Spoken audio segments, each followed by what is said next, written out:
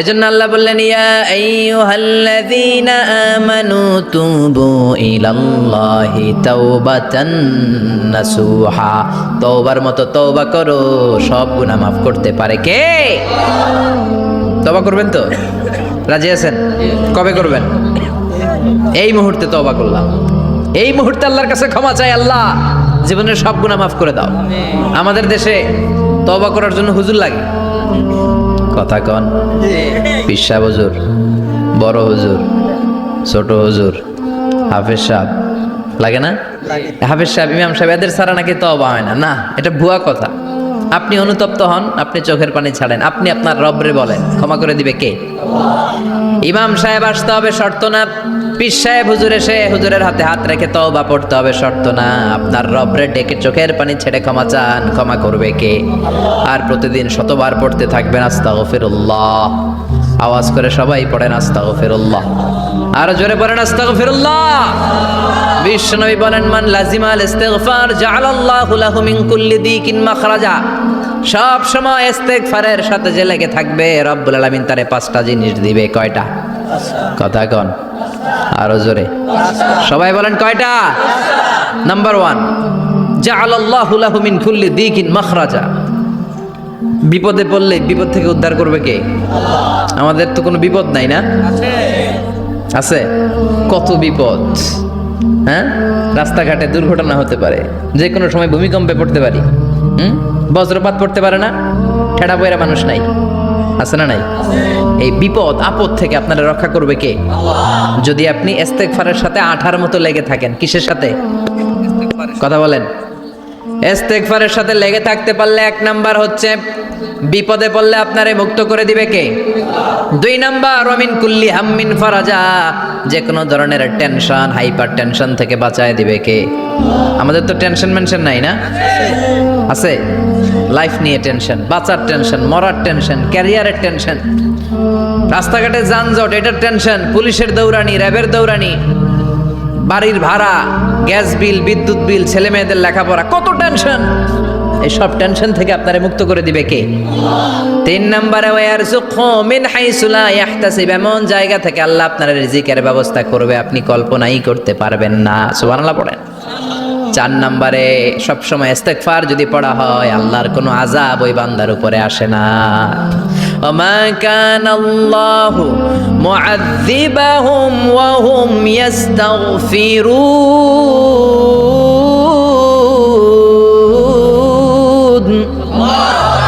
যতক্ষণ আমার বান্দা আমার কাছে ইস্তেগফার পড়তে থাকে আমার কোনো আযাব বান্দারে পাবে না। যতক্ষণ ইস্তেগফার পড়বেন আল্লাহর কোনো আযাব আপনার উপর আসবে না।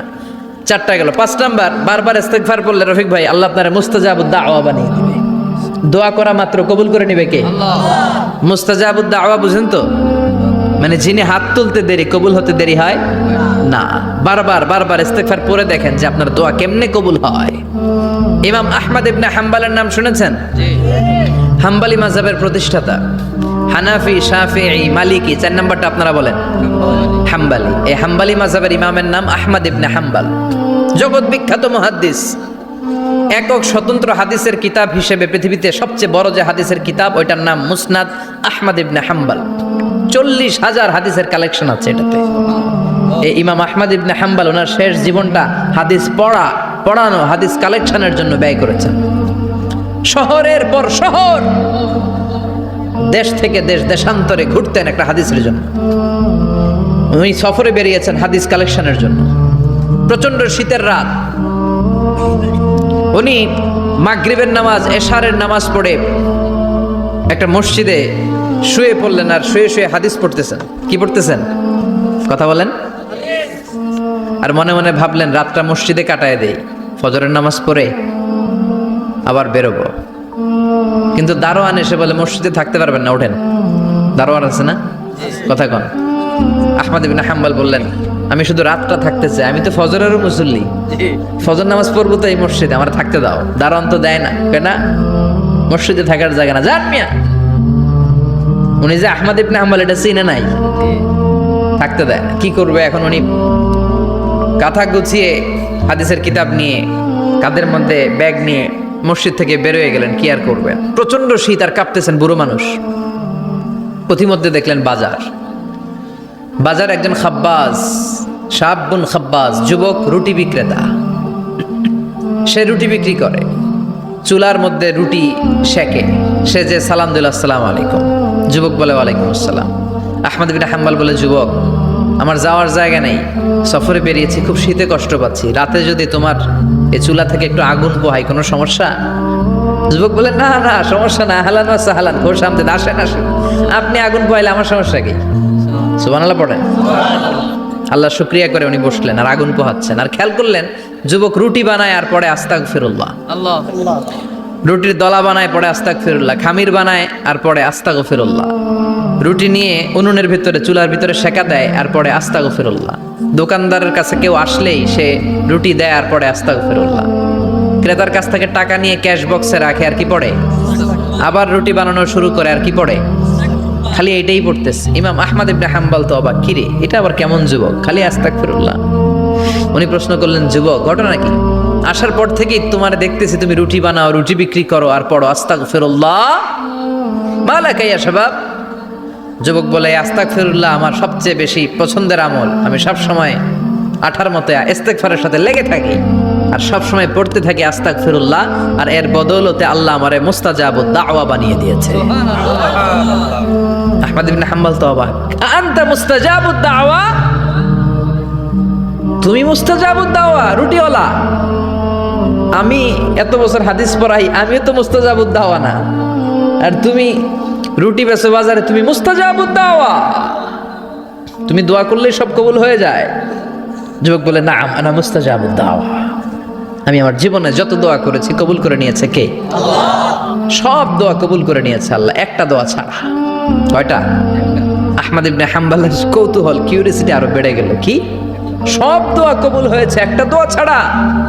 মাযালিকা দোয়া ইয়া শাব, কি সেই দোয়া?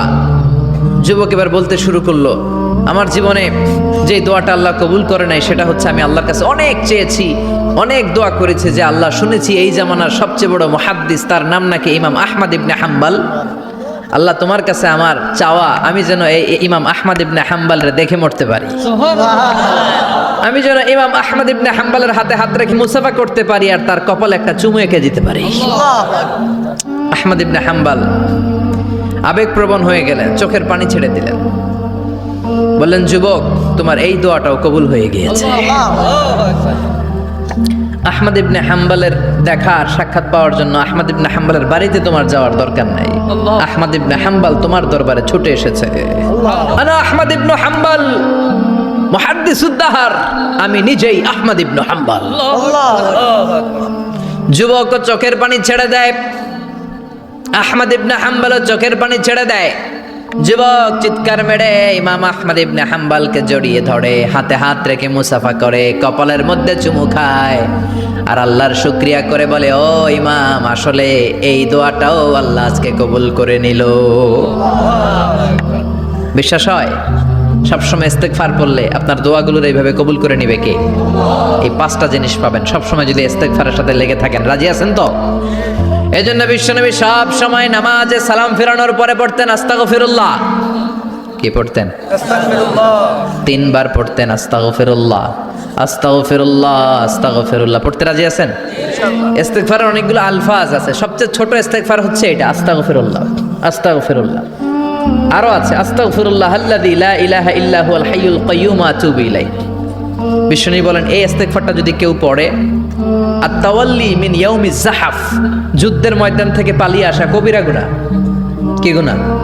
কাফেরদের সাথে যুদ্ধ, আমি তাগড়া যুবক, তলোয়ার নিয়ে নেমেছি, আমার দেহের এক ফোঁটা রক্ত থাকা পর্যন্ত আমি যুদ্ধ চালিয়ে যাব, আমি ফিরে আসতে পারবো না, আইনটা কার? ফিরে আসলে কবিরা গুনাহ। বিশ্বনবী বলেন, যুদ্ধের ময়দান থেকে ফিরে এসেছে এরকম কবিরা গুনাহ অবলম্বনকারীও যদি আস্তাগফিরুল্লাহ আল্লাযী লা ইলাহা ইল্লা হুয়াল হাইয়ুল কাইয়্যুম আতুবু ইলাইহি পড়ে, ওই কবিরা গুনাহকারীকেও ক্ষমা করে দিবে কে? পড়তে রাজি আছেন তো? আবার সাইয়েদনা আবু বকর বললেন, ইয়া রাসূলুল্লাহ আল্লিমনি দুআআন আদউ বিহি ফি সালাতি, এমন দোয়া আপনি আমারে শিক্ষা দেন যেই দোয়াটা আমি নামাজে পড়তে পারি। বিশ্বনবী বললেন, পড়ো আল্লাহুম্মা ইন্নী যালামতু নাফসি যুলমান কাসীরা ওয়া লা ইয়াগফিরুয যুনুবা ইল্লা আনতা ফাগফিরলি মাগফিরাতাম মিন ইনদিক ইন্নাকা আনতাল গফুরুর রহিম। সুবহানাল্লাহ পড়েন। এটাও ইস্তেগফার। আমরা এটার বলে দোয়া মাসুরা, সালাম ফেরানোর আগে পড়ি না? যেখানেই ক্ষমা চাওয়ার কথা আছে ওইটারই কি বলে? ইস্তেগফার। আল্লাহুম্মা ইন্নী যালামতু নাফসি, আল্লাহ জুলুম করেছি, যুলমান কাসীরা, অনেক জুলুম। ওয়ালা ইয়াগফিরুয যুনুবা ইল্লা আনতা, তুমি ছাড়া এই গুনাহ ক্ষমা করার তো কেউ নাই। ফাগফিরলি মাগফিরাতাম মিন ইনদিক, তোমার দয়ায় আমারে ক্ষমা করে দাও। ইন্নাকা আনতাল গফুরুর রহিম, তুমি হলা ক্ষমাশীল। ঠিক কি না? এটাও ইস্তেগফার, এটাও পড়বেন। আর এই সব ইস্তেগফারের শ্রেষ্ঠ ইস্তেগফারের নাম সাইয়্যিদুল ইস্তেগফার। যত ইস্তেগফার হতে পারে এর মধ্যে সবচেয়ে শ্রেষ্ঠতম ইস্তেগফার নাম কি? কথা কন। বুখারীর বর্ণনা, শাদ্দাদ ইবনে আউস রাদিয়াল্লাহু তাআলা আনহু বর্ণনা করেন, এই সাইয়্যিদুল ইস্তেগফার দিনের বেলা যে পড়বে ওই দিনে মারা গেলে সে জান্নাতি। এই সাইয়্যিদুল ইস্তেগফার রাতের বেলা যে পড়বে ওই রাতে যদি ইন্তেকাল হয় ওই লোকটা জান্নাতি। মুখস্থ আছে না? কার কার মুখস্থ হাত তুলেন। মাশাআল্লাহ, তাবারাকাল্লাহ, মাশাআল্লাহ, মাশাআল্লাহ। আর যাদের নাই তাদের হোমওয়ার্ক, তাদের আল্লাহুম্মা আনতা রাব্বি লা ইলাহা ইল্লা আনতা খালাকতানি ওয়া আনা আবদুক ওয়া আনা আলা আহদিকা ওয়া ওয়া'দিকা মাস্তাতা'তু আউযু বিকা মিন শাররি মা সানা'তু আবুউ লাকা বিনি'মাতিকা আলাইয়া ওয়া আবুউ লাকা বিযামবি ফাগফিরলি ফাইন্নাহু লা ইয়াগফিরুয যুনুবা ইল্লা আনতা। সুবহানাল্লাহ পড়েন। আজকে রাতে পড়ছেন, মারা গেলে জান্নাতি। চিল্লায় পড়েন না আল্লাহু আকবার। এজন্য বিশ্বনবী বলেন, আমার আগের গুনাহ মাফ, পরের গুনাহ মাফ, তারপরেও প্রতিদিন আমি 70 বার তওবা ইস্তেগফার পড়ি। আজকে থেকে পড়তে রাজি আছেন তো? ইনশাআল্লাহ। বেশি বেশি ইস্তেগফার পড়া যাবে না? একটু প্রাণ খুলে দিল খুলে আওয়াজ করে পড়েন তো আস্তাগফিরুল্লাহ। আর জোরে পড়েন আস্তাগফিরুল্লাহ। আবার সবাই পড়েন আস্তাগফিরুল্লাহ। সব সময় তওবা ইস্তেগফার যারা পড়ে তাদেরকে পছন্দ করে কে? সব সময় জিকির করে করে জিহ্বাটারে যারা ভিজিয়ে রাখে তাদেরকেও পছন্দ করে কে? আল্লাহ বলেন, ওয়াজকুর রাব্বাকা ফি নাফসিকা তাদাররুআন ওয়া খীফাতান ওয়া দুনাল জাহরি মিনাল কওলি বিল গুদুবি ওয়াল আসাল ওয়া লা তাকুম মিনাল গাফিলিন। সুবহানাল্লাহ পড়েন। আল্লাহ বলেন, ওয়াজকুর রাব্বাকা ফি নাফসিক, আল্লাহরে মনে মনে ডাকো। তাদাররুআন ওয়া খীফা, আল্লাহর জিকির করতে আল্লাহ বলেছেন ফি নাফসিক। বুঝতেছেন না অর্থ? ফি নাফসিকা, মনে মনে আল্লাহর জিকিরটা করো। তাদাররুআন ওয়া খীফা, তাদাররুআ মানে বিনয়ের সাথে, with full of humility, submission and humbleness. বিনয়ের সাথে আল্লাহর ডাকো। ওয়া খীফা, গোপনে গোপনে ডাকো। দুনাল জাহারি মিনাল কওল, চিৎকার চেঁচামেচি করে ডেকো না। কার কথা? আওয়াজ করে জিকির করো না। এই যে আমরা মাহফিলে লা ইলাহা ইল্লাল্লাহর জিকির করে, এটা তালিমান। উদ্দেশ্য কি? তালিমের জন্য আওয়াজ করে জিকির জায়েজ আছে, কিন্তু ব্যক্তিগত জিকিরের যে ইবাদতটা এটা আস্তে আস্তে হইতে হবে, এটা ভদ্রভাবে হতে হবে, চিল্লাচিল্লি করে নয়। আবার তালিমের জিকির ওইটাও ভদ্রভাবে। ইন্নাল্লাহা জামিল ইউহিব্বুল জামাল, আমার আল্লাহ সুন্দর, আমার আল্লাহর জিকিরের মধ্যেও সৌন্দর্য আছে না নাই? কিন্তু এদেশে জিকিরের ভেতরে লাফালাফি আছে না নাই? বেশি না কম? কি বসেন বসেন, হ্যাঁ বসে যান তো, অনেক ধরনের আছে জিকির। হ্যাঁ বসেন বসেন, বসে যান। হ্যাঁ হাইবার আলী, এটা কি আবার জালালি? তো এই যে ইন্নাল্লাহা জামিল ইউহিব্বুল জামাল, আমার আল্লাহ সুন্দর, আমার আল্লাহর জিকিরের মধ্যেও সৌন্দর্য আছে না নাই? তালিমের উদ্দেশ্যে সবাই মিলে জিকির করা যায়, কিন্তু চিল্লাফাল্লা করা যাবে না, লাফালাফি করা যাবে না, মাথা ডানে বায়ে ঝোলানো যাবে না, ঠিক কি না? কিন্তু লাফালাফির জিকির আছে না নাই? লাফাইতে লাফাইতে, হ্যাঁ গাছের আগায় বাঁশের আগায়। আবার যিনি জিকির পরিচালনা করে ওনার কান্দে যাই ওঠে, আছে না নাই? বিশ্বনবী সাহাবাদের নিয়ে জিকির করছেন, সাহাবারা লাফাতে লাফাতে খেজুর গাছের আগায়। হাদিসে আছে না এটা? বিশ্বনবী সাহাবাদেরকে নিয়ে জিকির করছেন, লাফাতে লাফাতে আবু বকর বিশ্বনবীর কান্দের উপরে। আছে হাদিসে আছে? এটা জিকির নয়। কি সুন্দর দেখেন, ইসলাম বোঝা কত সহজ। ওয়াজকুর রাব্বাকা ফি নাফসিকা তাদাররুআ ওয়া খাইফা, গোপনে জিকির করো, ভদ্রতার সাথে বিনয়ের সাথে জিকির করো। ওয়ালা তাকুম মিনাল গাফিলিন দুনাল জাহারি মিনাল কওল, চিৎকার চেঁচামেচি করে জিকির করো না। যারা চিকফাল দিয়ে হই হই হই হই করে, আছে না? হই হই হই হই হই হইয়ের ভিতরে আল্লাহর নাম আছে? হ্যাঁ, এই যে হুই হাই হুই হাই এই স্টাইলের যে জিকির, এটার ভিতরে আমার আল্লাহর নাম আছে? আল্লাহর নাম যদি না থাকে ওইটা জিকির হবে? কথা বলেন। বিষ্ণু বললেন খবরদার, চিৎকার চেঁচামেচি করে লাফালাফি করে যারা জিকির করে এরা মনে করে আল্লাহ কানে শোনে না। কথা বলেন। আপনি গোপনেও আল্লাহর ডাকলে আপনার ডাকে সাড়া দিবে কে? এজন্য রব্বুল আলামিন বলেন ফাযকুরুনি আযকুরকুম ওয়াশকুরুলি ওয়ালা তাকফুরুন। বান্দা আমার জিকির তোমরা করো, আমিও তোমাদের জিকির করব, ঠিক কি না? আমরা যদি আল্লাহর জিকির করি আমাদের জিকির করে কে? সুবহানাল্লাহ কইবেন না? আমরা আল্লাহর জিকির করে আল্লাহ নাকি আমাদের জিকির করে, জানো তো না কথা এটা। আবার হাদিসে কুদসিতে আল্লাহ বলেন ফাইন যাকারানি ফি নাফসি যাকারতুহু ফি নাফসি, আমার বান্দা যদি একা একা আমার জিকির করে আমি আমার বান্দার একা একা স্মরণ করি। ওয়া ইন যাকারানি ফি মালাইন যাকারতুহু ফি মালাইন খায়রিম মিনহু, এরকম মহা সম্মেলন করে যদি কেউ আমি আল্লাহর জিকির করে আমি এর চেয়েও বড় মহা সম্মেলন ফেরেশতাদেরকে নিয়ে করে আমার বান্দারে স্মরণ করি। ওয়া ইন তাকাররাবা ইলাইয়া শিবরান তাকাররাবতু ইলাইহি যিরাআন, আমার বান্দা যদি আমার দিকে এক বিঘত আসতে চায় আমি আমার বান্দার দিকে এক হাত এগিয়ে যাই। আমার বান্দা যদি আমার দিকে এক হাত আসতে চায় আমি আমার বান্দার দিকে দুই হাত যাই। ওয়া ইন আতানি ইয়ামশি আতাইতুহু হারওয়ালা, আমার বান্দা যদি আমার দিকে হেঁটে হেঁটে আসতে চায় আমি আমার বান্দার দিকে দৌড়ে দৌড়ে যাই। সুবহানাল্লাহ পড়েন। এজন্য বিশ্বনবী বলেন লা ইয়াজালু লিসানুকা রাতবাম মিন যিকরিল্লাহ, আল্লাহর জিকির দিয়ে জিহ্বাটারে ভিজিয়ে রাখবা। কার কথা? চিল্লায় বলেন কার কথা? সবসময় আল্লাহর জিকির করতে রাজি আছেন তো? সবচেয়ে শ্রেষ্ঠ জিকির বিশ্বনবী বললেন আফদালু যিকরি লা ইলাহা লা ইলাহা লা ইলাহা ইল্লাল্লাহু মুহাম্মাদুর রাসূলুল্লাহ সাল্লাল্লাহু। সবচাইতে শ্রেষ্ঠ জিকির লা ইলাহা, এর চেয়ে শ্রেষ্ঠ জিকির আছে? কথা বলেন। বিশ্বনবী বললেন মান ক্বালা লা ইলাহা ইল্লাল্লাহ সিদকান মিন কলবিহি, একনিষ্ঠতার সাথে অন্তর থেকে কেউ যদি জীবনে একবার বলে লা ইলাহা ইল্লাল্লাহ দাখালাল জান্নাহ, তার যদি পাপ থাকে অন্যায় থাকে ওই পাপ আর অন্যায়ের শাস্তিগুলার পরে কোনো না কোনো দিন আমার ওই বান্দা জান্নাতে ঢুকবে। একবার যদি খালিসান মিন কলবিহি সে পড়ে লা ইলাহা ইল্লাল্লাহ, তার জন্য জান্নাতকে অবধারিত করে দিয়েছে কে? আবার এটার নাম আল্লাহ দিয়েছে কালিমায়ে। কথা বলেন। দরাবাল্লাহু মাসালান কালিমাতান তাইয়িবাতান কাশাজারাতিন তাইয়িবাতিন আসলুহা সাবিতুন ওয়া ফারউহা ফিস সামা। সুবহানাল্লাহ। পবিত্র বাণী এটা কালিমায়ে তাইয়িবা। আবু সাঈদ আল খুদরি থেকে বর্ণিত, মুস্তাদরাকে হাকিম আর সহিহ ইবনে হিব্বানে এসেছে। বিশ্বনবী বলেন মুসা আলাইহিস সালাম আল্লাহর একবার প্রশ্ন করলেন ইয়া রাব আল্লিমনি দুআন আদউ বিহি, আপনি আমার এমন একটা জিকির শিক্ষা দেন যে জিকির দিয়ে আমি শুধু আপনার জিকির করব, কেউ এই জিকির করতে পারবে না। এই জিকির জানবো শুধু আমি আর জানবেন। কথা কন। প্রশ্ন করছে কে? হ্যাঁ, কাকে করেছে? আল্লাহ এমন একটা জিকির শিখান যেই জিকির কেউ জানে না, আমি জানবো, আর ওই জিকির দিয়ে প্রাণ ভরে আপনারা ডাকবো। আল্লাহ বললেন মুসা পড়ো লা ইলাহা লা ইলাহা ইল্লাল্লাহু মুহাম্মাদুর রাসূলুল্লাহ।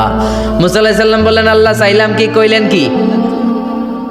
লা ইলাহা তো জাতীয় জিকির, এটা তো আন্তর্জাতিক জিকির, এটা জানে না এমন কেউ নাই, এমনকি হিন্দু ভাইরাও জানে। কথা কন। আল্লাহ আমি তো চাইছিলাম এক্সক্লুসিভ, আমার জন্য স্পেশাল।